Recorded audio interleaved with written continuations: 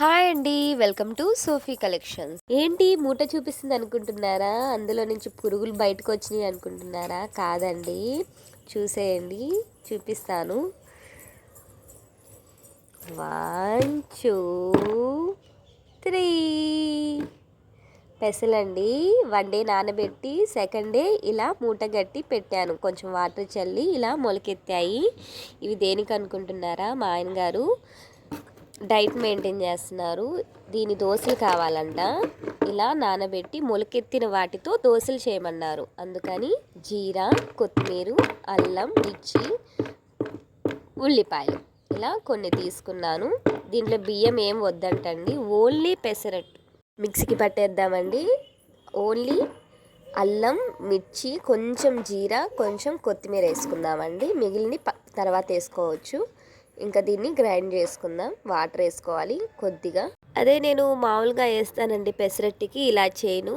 ఇదైతే పెసలు, బియ్యం, మినపగుళ్ళు ఈ 3 నానబెట్టి మామూలుగా రాత్రి నానబెట్టి మార్నింగే ఇలా చేసేస్తాను. బట్ ఇదంట ఓన్లీ ప్రోటీన్స్ వస్తాయంట ఎక్కువగా మా ఆయన గారు. అందుకని ఇలా మొలకెత్తిన వాటితోనే వేయమన్నారు. కొంచెం సోడా ఉప్పు అండ్ సాల్ట్ ఈ 2 చేసి మిక్స్ చేసి మన మిగిల్చిన జీరా, కొత్తిమీర అండి ఇలా కొంచెం వాటర్ వేసుకోవచ్చు మీకు కావాలంటే. మీ థిక్నెస్ని బట్టి అలా చేయండి. మిక్స్ చేసి ఉప్పు అంతా కలిపెట్టిన తర్వాత ఇలా వాటర్ వేస్తే బాగుంటుంది కదండి. చిన్నప్పటి నుంచి ఆడుకునే వాళ్ళం. పెనం వేడెక్కితే వాటర్ వేసి తర్వాత దోశ దాని మీద మనం కట్ చేసి ఉంచుకున్న ఉల్లిపాయలండి, ఉల్లిపాయలు వేసుకోవాలి. నేను చిన్నదే వేస్తున్నానండి దోశ. అండ్ కొంచెం కారం. మా ఆయన గారికి కొంచెం నెయ్యేనండి డైట్ లాస్ట్కి చికెన్ కర్రీలో కూడా నెయ్యి అంటారు, ఎగ్ దోశలో నెయ్యి అంటారు, దోశల్లో రోటీల్లో అన్నీ నెయ్యి కావాలంటండి.